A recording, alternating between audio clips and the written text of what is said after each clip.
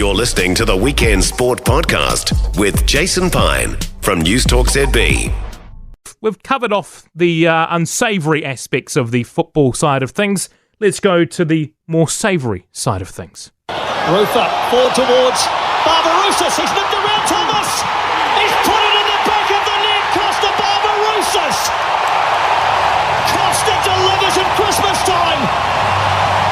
And he might have given Wellington Phoenix all 3 points here. Let's hope it's not Christmas, but let's hope there's more Christmas presents to come from Kosta Barbarouses tonight at Sky Stadium. And Kosta Barbarouses joins us now on News Talk ZB. Kosta, thanks so much for your time. How are you? Great, mate. Really good. Excited. How are you? Yeah, very well, thank you. Well, let's assess where we're at this tie coming home. Do you feel with 90 minutes tonight, we're on 120, you can find a way past Melbourne Victory? Oh, look, ideally, we'd want to do it in the 90, but I think the boys have worked extremely hard, and we're prepared to go the distance physically, mentally, and obviously there's a mental side of penalties. There's a potential of that too, so I think we're ready for everything. What did you take out of that first leg away last week? Look, I think it was probably as expected, to be honest. I think all our games with them have been pretty cagey affairs. And I think the onus was more on them to come out and get a result. And, you know, ideally it would have been a win for us, would have been fantastic, but I think we got the next best thing. So, look, very good performance, very solid and very mature, I think, for our squad too. So we come home pretty happy with that.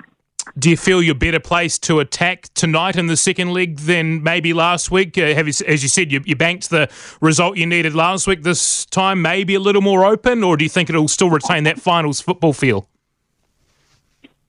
Look, I think we still have to pick our moments and be smart about it. We don't need to open ourselves up just because we're at home. But at the same time, I think the last time we played them here, we did just that. You know, we kept the ball a lot better than we did last week, and we created a lot of opportunities. So I think we can take confidence from that too.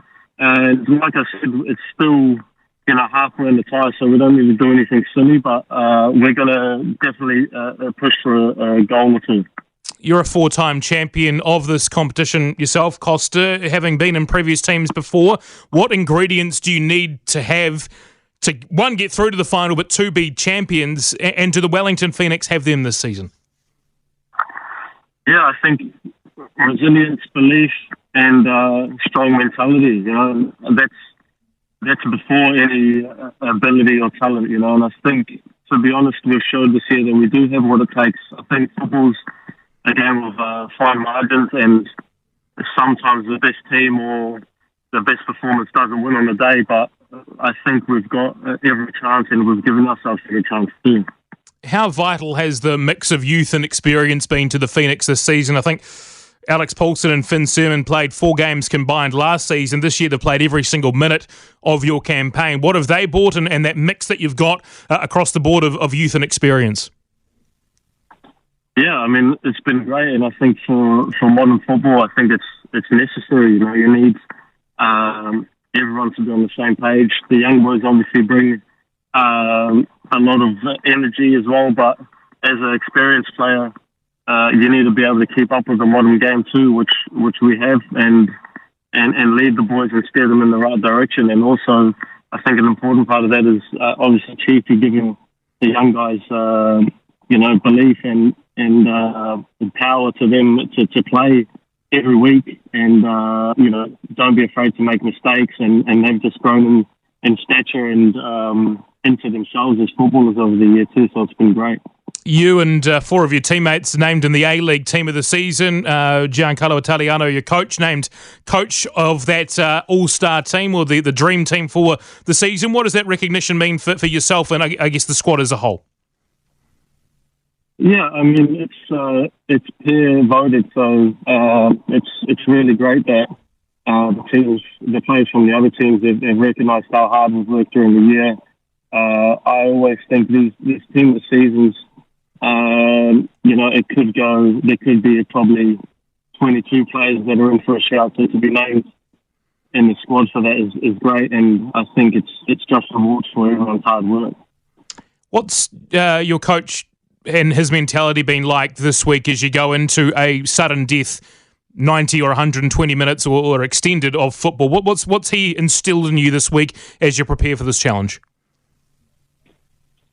Look, I think tried to take the pressure off. He knows it's a big week for the club, a big week for probably himself and his staff who haven't really been in a position before either, and obviously a lot of our players. So just tried to take the pressure off and, like always, come up with a game plan or game plans really to prepare us the best we can for what they're going to throw at us and how we can have victory as well. So, look, it's, it may seem from the outside that you can prepare differently or whatever, but it's the same 5-6 day lead up that you got to any other game. So just try to keep everyone calm and work hard through work and training and prepare. How prepared are you as a team to go beyond 90 this weekend into 120 minutes if required, or as we touched on at the start, maybe a penalty shootout? Has that been talked about, and do you have to adapt to anything if it were to go the distance? Look, that's on the game, on the day situation. It's, I guess, part of it will be what changes Tifu want to make, usually around the 60, 70 minute mark, and then if it looks like it's going that way, what he thinks or who's got the legs to go and who might need to come off to inject a bit of energy. So you can't really predict those sort of things, but I know that, like I said earlier, we've prepared all year and worked so hard to, be able to play 120 minutes. I'm sure every one of the boys will tell you that they're ready to play 120 minutes. And also with penalties, we've been practicing them every day for the last couple of weeks. So, look, I think it's a luck thing more than anything. I think you can take a really bad penalty and still score, and you can take a really good penalty and still be saved. So that's really the last resort to pick a winner, isn't it? So we just got to get our 5, 7, 8 people ready that are confident to take them and hope for the best at that point. Let's hope it doesn't get to that point, Kosta. I was trying to figure out, when was the last time you were involved in a penalty shootout? It would have been the 2011 Grand Final with Brisbane against Central Coast, but I didn't have to take one. The other boys got a bunch of me. How important is the sellout crowd this week, Kosta, and to yourself and the team? Oh, it's massive, and honestly, I'm really proud as a Wellingtonian that the city is still behind us and, have bought their tickets and they're going to come out in huge numbers. So, honestly feels like a proud moment for me and proud to be part of it, and I'm sure we've made the city proud this year and we want to keep it going. Kosta Barbarouses with us on News Talk ZB. Just a couple of final questions, Kosta, I'll let you go. Your third stint at the Wellington Phoenix at the moment, how do you think yourself and the club have changed since that first stint way back when, around about 15 years ago? Oh, look, you can't really compare because, to be fair to the Phoenix back then, they were a new franchise in a relatively new league. The A-League had only been around for a couple of years before we come in. So things were, I would say, not a little bit, but really off the cuff and just rolling with the punches and what gets thrown at the club. So, to say things are much more stable and professional now would be a huge understatement, but that's what it is, and we've got a really amazing training base. The staff is really professional, and the players from top to bottom, young and old, all have a really strong mentality to win, and I think even before I came here last year, the boys had made finals 2 out of 3 years before that. So it's no longer, I don't know if it was before that, but participation is not enough for us, and I think we keep punching way above what in terms of our budget in the rest of the league, and we want to keep that going through our talent and hard work. Just finally, Kosta, you mentioned you're a proud Wellingtonian. What would it mean to be part of a team in the grand final next week, preparing for a grand final, without wanting to get too far ahead of tonight's game? But what would it mean to go to the big dance next week as a Wellington Phoenix player? Yeah, I mean, look, like you said, I don't think too much ahead, but I also, do. The reality is you do think about what could be and what's the possibilities, and it would be really, really unbelievable for us to do that, and I'll be really proud to do that. And obviously, as a footballer, I'm very selfish and always demanding and always want more. So I'd love to go and do it and win the whole thing. So that's all our hopes right now in the back of our minds after tonight's game. I wish you the best of luck, Kosta. Thank you so much for your time, and go well. We look forward to it. Cheers. Thank you very much.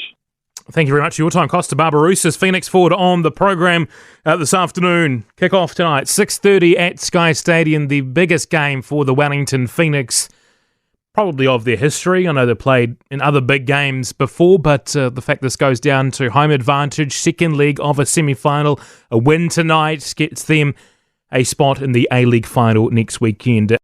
For more from Weekend Sport with Jason Pine, listen live to News Talk ZB weekends from midday or follow the podcast on iHeartRadio.